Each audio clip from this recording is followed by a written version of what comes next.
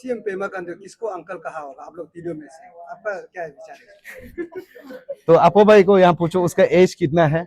I am 36 year old, 37 running age पर my official record. अपो भाई का भी 34-35 होगा। और यहाँ कैंडिडेट हम दोनों तो बिलो 30 है, हम लोग तो भाई है, हम लोग को हमेशा भाई का नाम से एड्रेस करता है। वो शायद किसी और को दिया होगा, हम तो बताएगा नहीं, हमको पता नहीं है। बट आप सब वो बोलने का नहीं है, चुपने का नहीं। तो सर मुझे सर अभी जैसे रजिस्ट्रेशन का जो समय था 9:30 से स्टार्टिंग था, आप लोग का जितना भी जो प्रोसीजर जाना था, तो अभी तक इतना देर हो चुका है, तो अभी तक ये प्रोसीजर स्टार्ट मतलब कि हुआ क्यों नहीं registration procedure postpone? Well, very warm good morning to each and everyone. Thank you, media friends, for giving me this opportunity.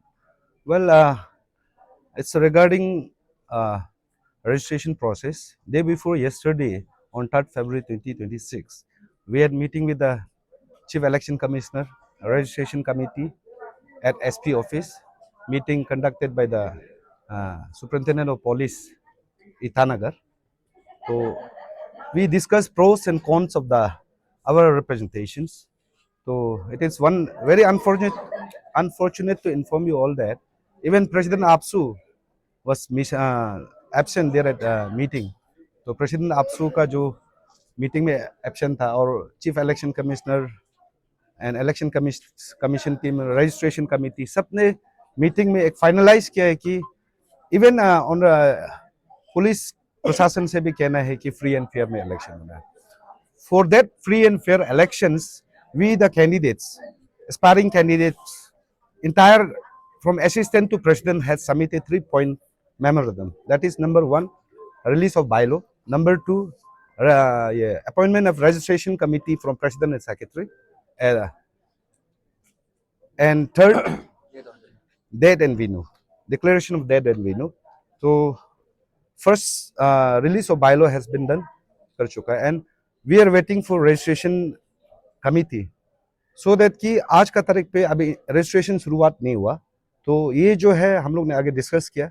Registration committee हम लोग को जो डिमांड रखा है, एक हम लोग का ग्रीवेंसेस है, तो जितना भी इंटायर कैंडिडेट का है उसके लिए हम मांग रखा है। तो ये लोग कह रहे हैं कि अपॉइंटमेंट अभी तक हुआ नहीं है, तो उस अपॉइंटमेंट के लिए हम लोग वेट कर रहे हैं, क्योंकि वो रजिस्ट्रेशन कमेटी का बिना, वो मेंबर का बिना वो इनरोलमेंट नहीं होता है, उसी के लिए डिले हो रहा है। तो we are waiting for that, and हम लोग आज यहाँ बैठा है उसी चीज़ के लिए हम लोग बैठा है। अभी हम लोग प्रेसिडेंट आपसू शायद अपॉइंटमेंट प्रेसिडेंट आपसू से डिस्कशन कर रहा है, अभी तक प्रेसिडेंट आपसू यहाँ नहीं आया, एंड वी फील दैट दोजी थाना the president APSU should be here, वो नहीं है, उसी को हम लोग वेट कर रहा है। या तो उसका जो भी अपॉइंटमेंट जो हम लोग का कमेटी के लिए हम लोग जो नाम देना था वो कमेटी को दे चुका है, उस अपॉइंटमेंट लेटर के लिए हम लोग वेट कर रहे हैं। तो सर आपका एक बहुत बड़ा सवाल है, आपका ऊपर एक बहुत बड़ा दाग लगा हुआ है, जैसे कि रिसेंटली उस दिन जो हादसा हुआ था यही बिल्डिंग पे आप जहाँ पे देता हुआ है, तो यहाँ में बहुत सारा इंसिडेंट हुआ था, तो आपका ऊपर में एक बहुत बड़ा ब्लेम लगाया मतलब कि लगाया गया था कि, लेकिन आज देखा गया तो आप दोनों एक अपोजिट टीम से हो। आप यहाँ में हापो जी भी एक दूसरा टीम से है, आप भी दूसरा टीम से हो। आप लोग को मतलब कि वायलेंस को प्रमोट किया जा रहा है, एक दूसरा का साथ ऐसे होगा, अनबन होकर क्या होगा, लेकिन आज देखा गया तो आप लोग साथ में बैठा हुआ है, तो आप इसके बारे में क्या कहना चाहोगे? से मैं वो कहना चाहूँगा कि we the all the candidate from assistant to president, we don't have problems, हम लोग को, and we oppose violence and we condemn violence. हम लोग जितना भी कैंडिडेट का कंसल्टेटिव मीटिंग बैठा है, तो उसमें भी सबने वन वॉइस में बोला कि there should be no violence. तो इस तरह है। बट आप सब शायद सोशल मीडिया का थ्रू से, इन द न्यूज़ चैनल आप देखा है कि वायलेंस का शुरुआत किस तरह से हुआ है। We never, started violence and all. And that time even I was not here. Apo bhai hum dono to था भी नहीं, and I was on the way from Changlang to Itanagar. हम भी आपका जो जितना वायलेंस हुआ है, हम भी रजिस्ट्रेशन के लिए आ रहा था, सोशल मीडिया का थ्रू में आसाम में जब आ रहा था उसमें हम देखा है। तो आप जितना भी जो आपका स्टूडेंट्स के लिए आपका क्या संदेशा रहेगा?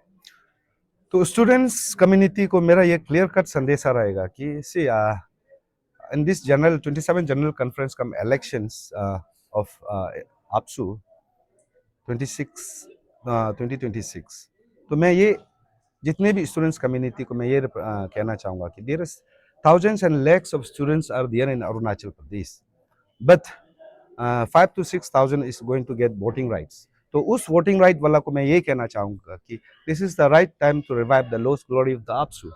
Therefore, I appeal each and every voters of the Arunachal Pradesh कि आप खुद के लिए वोट नहीं मार रहे हैं. You are going to represent entire lakhs of students. जो वोटिंग राइट मिल रहा है वो इंटायर अरुणाचल का जो स्टूडेंट्स कम्युनिटी है, जनता है, जो वोटिंग राइट नहीं मिल रहा है, उसका बिहाफ में आप वोट करने जा रहे हैं. So I appeal to each and everybody, each and every individuals to cast your valuable vote who can represent students community of state, who can represent entire Arunachal Pradesh, who can be the voice of the students community, who can be the voice of state. So I appeal to each and every one of you, cast your valuable vote in favor of deserving one.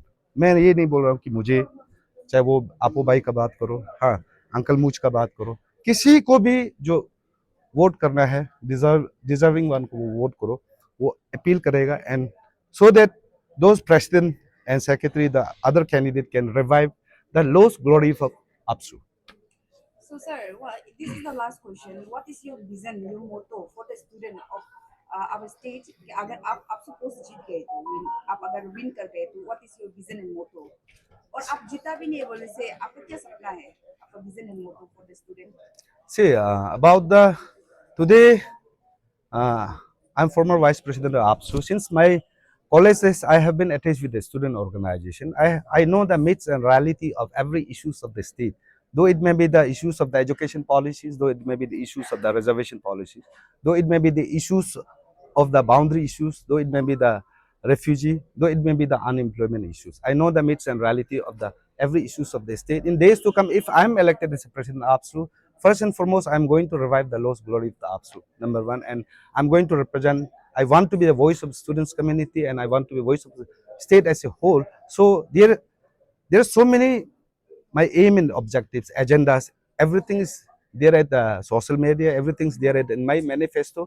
और जो मेरा manifesto को देखिएगा वहाँ में everything है, from education policy to from APC's civil service examination, reservation policies for RGU, NERIS, NIT, and like refugees and boundary issues. Every issues are there in my manifesto. If I take, अगर आप नाम लेता है तो there will be, कम से कम 1 hour लग जाएगा. So आप सबको हम अपील करेगा कि सोशल मीडिया में सब है, मैनिफेस्टो में सब है, वहाँ में देखिएगा. आपको जैसे कि कल कुमार भाई ने भी एक स्टेटमेंट जारी किया जहाँ पे APSU लोग को इतना पैसा यहाँ पे इन्वेस्ट किया जा रहा है, करोड़ों का पैसा यहाँ पे उसको इंटरटेन नहीं किया जाएगा, ऐसे गवर्नमेंट का तरफ से भी कहा गया है. तो इसका रिगार्डिंग आप इसको क्या कहें? मैंने उस स्टेटमेंट को नहीं सुना. And about the involvements and ये एक चीज़ है कि आज का तारीख में to very frank some involvement is there. Involvement कुछ ना कुछ इन्वॉल्वमेंट है, क्योंकि हम ये फील करता है कि ये इन्वॉल्वमेंट को रुकाया जा सकता है.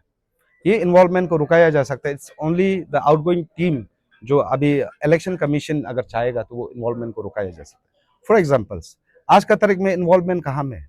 अब डेलीगेट्स जो है स्कूल से डेलीगेट्स लेके आ रहा है, डिस्ट्रिक्ट से डेलीगेट्स लेके आता है.